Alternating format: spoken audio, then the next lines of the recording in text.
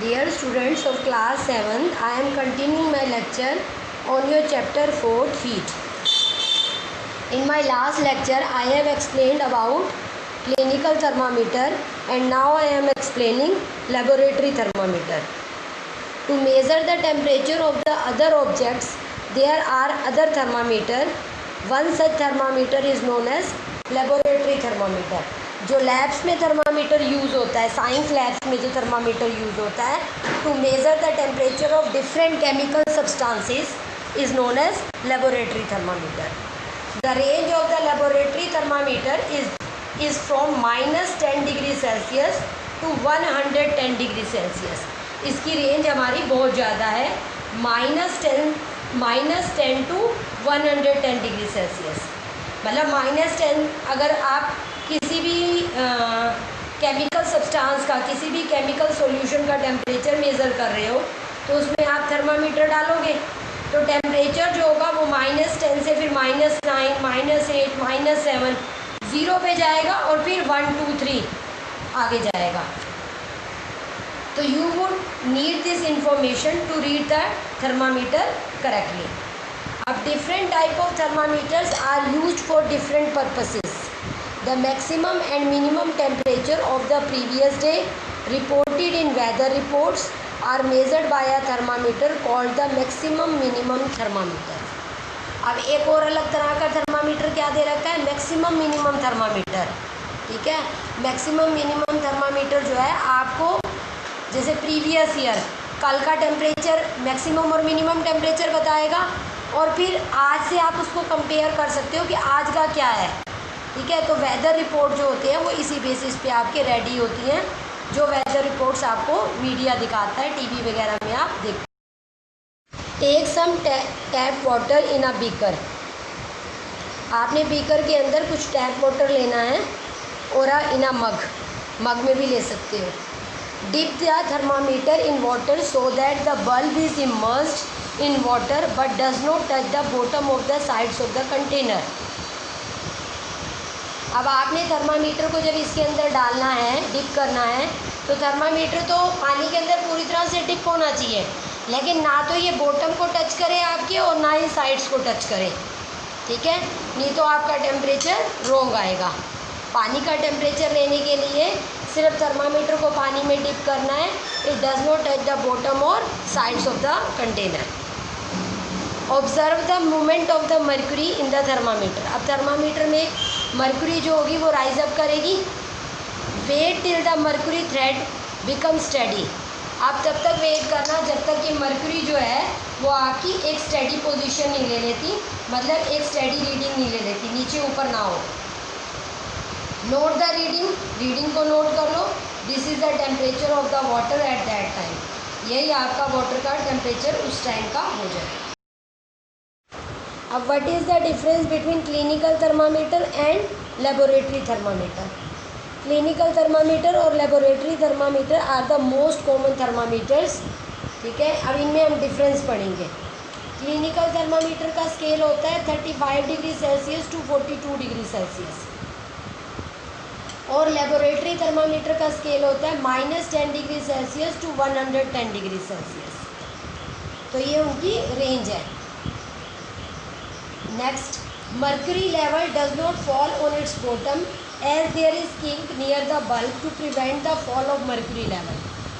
अब mercury level जो होता है वो अपने आप नीचे नहीं आता, उसे किंक जो होती है क्योंकि प्रोवाइडेड है तो इसीलिए आपको जर्क देना पड़ता है, उसको झटका देना पड़ता है कि मर्क्यूरी जो है वो बल्ब में वापस चले जाए.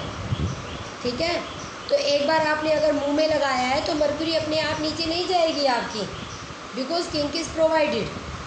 और मर्क्यूरी लेबोरेटरी थर्मामीटर में mercury level fall on its own as there is no kink, जबकि लेबोरेटरी थर्मामीटर में किंक प्रोवाइडेड नहीं है, इसलिए मर्क्यूरी लेवल जो होता है वो अपने आप फॉल डाउन हो सकता है. Next, temperature can be read after removing the thermometer from the mouth. अब अगर हमने अपना बॉडी टेम्परेचर लेना है तो पहले हम माउथ में थर्मामीटर को लगाएंगे, फिर उसे माउथ में से वापस निकालेंगे और फिर रीडिंग को पढ़ेंगे. जबकि लेबोरेटरी थर्मामीटर में क्या होता है, रीडिंग जो होती है वो लिक्विड के अंदर ही नोट डाउन करनी होती है. मतलब थर्मामीटर जो होगा वो लिक्विड के अंदर डिप ही रहेगा जिसका आपको टेम्परेचर मेज़र करना है, और वो डिप स्टेज में ही आपको उस रीडिंग को नोट डाउन करना है। Next, to lower the mercury level jerks are given. जैसे अभी मैंने आपको बता ही दिया कि मर्क्यूरी लेवल को अगर नीचे लेकर आना है, आपने माउथ में लगाने से पहले उसको वापस लेके आना होता है मर्क्यूरी लेवल को, ताकि आपका बॉडी टेम्परेचर ठीक आ सके। तो आप उसे जर्क दोगे तभी वो वापस जाएगा, क्योंकि किंक प्रोवाइडेड है। इन लेबोरेटरी थर्मामीटर में जब किंक ही नहीं है तो जर्क की ज़रूरत ही नहीं है, क्योंकि मर्क्यूरी लेवल अपने आप ही डाउन हो जाता है।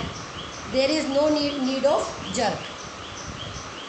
Last point, clinical thermometer is use to measure the body temperature. अब क्लिनिकल थर्मामीटर का काम होता है हमारा बॉडी टेम्परेचर मेज़र करना, और laboratory thermometer is used for a number of scientific applications in the laboratories. और क्योंकि लेबोरेटरी थर्मामीटर लैब्स में यूज़ होता है, तो ऑटोमेटिकली अलग अलग केमिकल सब्सटेंसेस का टेम्परेचर मेज़र करने के लिए लेबोरेटरी थर्मामीटर यूज़ होता है। तो ये डिफरेंस जो है बेटा आपका बहुत ज़्यादा इम्पोर्टेंट है, क्लिनिकल थर्मामीटर और लेबोरेटरी थर्मामीटर का, और जिस हिसाब से इसको फ्रेम किया हुआ है उस हिसाब से इसका यूज। अब आप स्लाइड में देखो, आपको किंक तो दिख ही रही होगी, और आपने ये भी देखना है कि जब मैंने रीडिंग लेनी है तो उस टाइम जो है मैंने थर्मामीटर को कैसे पकड़ना है। ठीक है, क्योंकि जब हमने माउथ से थर्मामीटर को निकाला तो थर्मामीटर वैसे तो किंक प्रोवाइडेड है, लेकिन फिर भी मर्क्यूरी लेवल तो कुछ हद तक डाउन हो सकता है, तो उसको इस तरह से इसी पोजीशन में रख के ही हमें उसको रीडिंग को देखना होता है, to measure the reading of the thermometer so that it can give the temperature of our body. ठीक है, तो it prevent mercury level from falling on its own. तो ये जो किंक प्रोवाइडेड है, ये रीडिंग, ये जो मर्क्यूरी है इसको अपने आप फॉल डाउन नहीं होने देती, बल्ब में वापस नहीं जाने देती। तो इस किंक का सबसे बड़ा रीज़न ही यही है कि the level does not down on its own, but reading बिल्कुल करेक्ट आए उसके लिए भी हमें ज़रूरी है कि हमने थर्मामीटर को इस तरह से ही पकड़ के रीडिंग लेनी है। Nowadays we are using digital thermometers. ये डिजिटल थर्मामीटर भी आपको स्लाइड में क्लियर दिखाया हुआ है। Reading of this temperature is displayed as in digital watches. जैसे आपके वॉच होती हैं उसमें डायरेक्ट जो आप टाइम देख सकते हो लिखा हुआ आ जाता है, ऐसे इस थर्मामीटर के अंदर भी आपकी रीडिंग जो होती है वो डिस्प्ले हो जाती है। ठीक है, it has plastic body with A display screen. इसमें प्लास्टिक बॉडी है और एक डिस्प्ले स्क्रीन है। जैसे ही आप इसको यूज़ करोगे, ठीक है, अपने बॉडी पार्ट पे रीडिंग आ जाएगी, आपकी डिस्प्ले हो जाएगी, तो it is more safer to use. Why it is more safer to use? Because no mercury is used in it. इसके अंदर कोई भी मर्क्यूरी भरी हुई नहीं है। These thermometer contain thermistor which is a temperature sensitive register. इसके अंदर जो है एक आपका टेम्परेचर सेंसिटिव रजिस्टर लगा हुआ है, जो आपके बॉडी पे टच होते ही आपके बॉडी का टेम्परेचर इसके ऊपर डिस्प्ले कर देता है। तो there is no need of mercury in it and it is more safer to use and now it is more common. Next is transfer of heat. ये अब आपका अलग टॉपिक स्टार्ट हो गया है, थर्मामीटर वाला टॉपिक आपका बिल्कुल कंप्लीट हो गया है।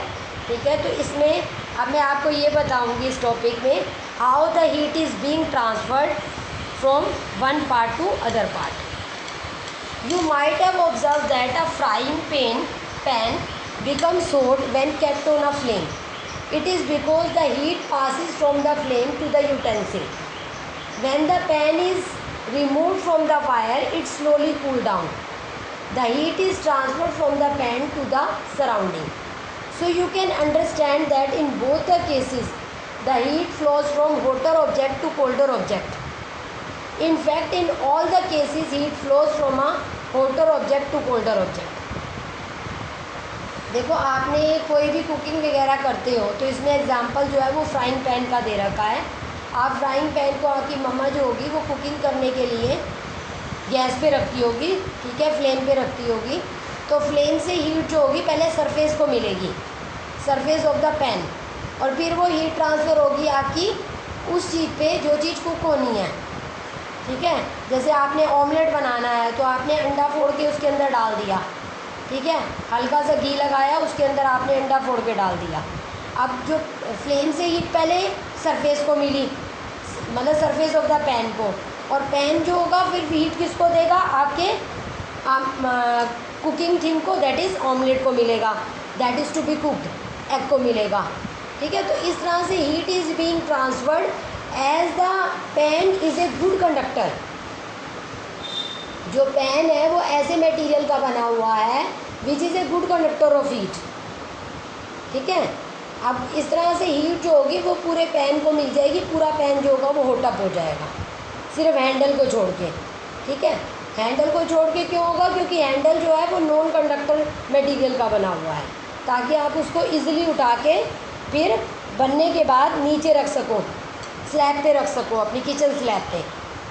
अब आपने पैन को फ्लेम से हटा दिया और स्लैब के ऊपर रख दिया। अब हीट जो पैन को मिली हुई है वो धीरे धीरे क्या होगी, ट्रांसफ़र होगी टू द सराउंडिंग। सराउंडिंग मतलब आपके आसपास के एयर में चली जाएगी। ठीक है, जो हीट पैन ने ले रखी थी वो धीरे धीरे गोज़ टू द सराउंडिंग, मतलब वो हीट को लूज़ करेगा। तो दोनों ही केसेस में जो होगा वो हीट जो है वो हॉटर ऑब्जेक्ट से कोल्डर ऑब्जेक्ट की तरफ जा रही है। आपने फ्लेम के पास हीट थी, हीट फ्लेम से किसके पास गई, पैन पे गई, पैन से किसके पास गई, कुकिंग थिंग पे गई। आपने नीचे उतारा, धीरे धीरे जो है वो पैन और आपकी कुकिंग जो भी ऑब्जेक्ट है उसकी हीट सराउंडिंग में चली गई। ठीक है, तो heat is being transferred from hotter object to colder object and in this way the heat is being transferred. Now there are three methods of heat transfer. There are three methods of heat transfer. The first method is conduction method.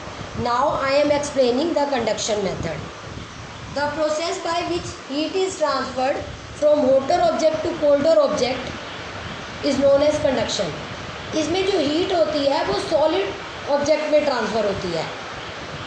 ठीक है, solid object में जो होगी वो heat transfer का method जो है आपका कंडक्शन मेथड है। What are the condition necessary for heat transfer by conduction method. First, the two object should be in direct contact. दोनों ऑब्जेक्ट जो होंगे वो डायरेक्ट कॉन्टैक्ट में होने चाहिए। Temperature of the two object should be different, और दोनों objects का टेम्परेचर अलग अलग होना चाहिए, मतलब एक हॉट होना चाहिए, दूसरा कोल्ड होना चाहिए।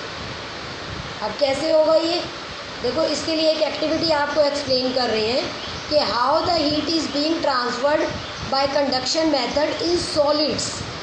ठीक है, दोनों ही ऑब्जेक्ट्स जो हैं आपके सॉलिड्स होने चाहिए जिस पे हीट ट्रांसफ़र होगी। उसमें मैं कुछ एक्स्ट्रा आपको एग्जांपल भी दे दें। Now I am explaining an activity by which you can understand how the heat is being transferred by conduction method. Take 3 rods of same dimension. Same dimension मतलब length breadth same होनी चाहिए। ठीक है, length breadth of the 3 rods is same. Copper, iron and glass. Copper, iron और glass की आपने 3 roads लेनी हैं। तीनों की लेंथ, ब्रेथ और हाइट जो होगी वो बराबर होनी चाहिए। Now place them on tripod. ये ट्रिपोड बना हुआ है, एक ट्रायंगुलर स्ट्रक्चर बना हुआ है, इसी को ट्रिपोड बोला हुआ है। Stand and fix small nails near one end of each road. अब तीनों की तीनों जो हैं आपके जो रोड्स हैं उसके एक एंड पे जो है आपने एक एक नेल लगा देनी है। ठीक है, नेल जो होगी यूजिंग वैक्स। नेल ऑटोमेटिकली किसकी बनी होगी, आयरन की बनी होगी, और इसको लगाना किससे, वैक्स की हेल्प से तीनों को लगा देना है तीनों रोड्स के एंड पे। आपको क्लियर स्लाइड में दिखाया हुआ है कि आपने एंड पे जो है वो नेल लगा देनी है बाय यूजिंग वैक्स।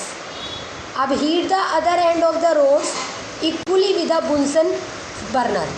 अब जिस साइड आपने नेल लगाई है उसके अपोजिट एंड पे आपने एक बर्नर ऑन कर देना है और तीनों रोड्स को इक्वल हीट मिलनी चाहिए। ठीक है, और जिस साइड आपने वैक्स लगाई है, नेल लगाई है, उस साइड नहीं, उससे अपोजिट साइड। आप क्लियर डायग्राम में देख सकते हो। The nail from copper road drops first, followed by that from the iron node The nail on the glass rod does not fall even after many minutes. Based on the above, all the material can be classified into two classes. On the basis of this, we can divide the material into two classes. Material which conduct heat and material which does not conduct heat. देखो अब इस activity को मैं दोबारा एक बार बता रही हूँ. मैंने 3 रोड ली, कॉपर की, आयरन की, ग्लास की. तीनों को जो है मैंने एक स्टैंड के ऊपर लगा दिया. तीनों सेम डायमेंशन की हैं. तीनों के ही एक साइड पे वैक्स लगा के मैंने एक एक नेल लटका दी है. ठीक है, वैक्स की हेल्प से नेल लटका दी है. और दूसरी साइड से मैंने बुनसन बर्नर ऑन कर दिया है. तीनों रोड्स को इक्वल हीट मिल रही है बुनसन बर्नर से. ठीक है, अब थोड़ी देर बाद क्या होगा कि जो नेल जो है आपकी जो नेल आपकी कॉपर रोड पे लगी होगी वो सबसे पहले नीचे गिर गई है. उसके बाद आयरन रोड वाली नेल गिर गई. तीसरी जो रोड है, ग्लास रोड, जिस पे जो नेल लगी हुई है वो काफ़ी देर बाद भी नहीं गिरेगी. ठीक है, अब देखो बुनसन बर्नर जो है वो तीनों को हीट प्रोवाइड कर रहा है. अब हीट कहाँ मिल रही है? एक साइड पे, जबकि नेल कहाँ लगी है? दूसरी साइड पे. इसका मतलब ये है कि कॉपर रोड पे हीट सबसे पहले ट्रांसफ़र हो गई. रोड से जो है कॉपर रोड पे फास्टेस्ट वे में हीट ट्रांसफ़र हुई है from one end of the road to the other end of the road, due to which the wax get melt and the nail get dropped. और जो दूसरी road है आपकी, जिसे हमने आयरन रोड बोला है, उससे भी हीट ट्रांसफ़र हुई है from one end of the road to the next end of the road by the conduction method, as the heat is being transferred in solid by conduction method. ठीक है, और दूसरी नेल भी गिर गई मेरी. और तीसरी नेल जो है मेरी वो काफ़ी देर तक भी नहीं गिरी. इसका मतलब ये हुआ कि वो रोड जो है आपकी वो गुड कंडक्टर नहीं है. इसके बेसिस पे मैं मटेरियल को 2 पार्ट में डिवाइड कर दूंगी. Material that conduct heat and material that do not conduct heat. लेकिन एक चीज़ और याद रखना कि भाई कॉपर भी कंडक्टर है और आयरन भी कंडक्टर है, लेकिन स्टिल जो है वो कॉपर ने फास्टेस्ट काम किया है. Copper is more faster in case of conduction of heat than iron. It means copper is more good conductor than iron. Now I am ending this lecture here, and you have to study this lecture very carefully and prepare your notes, and if even any problem occur, you may send on WhatsApp.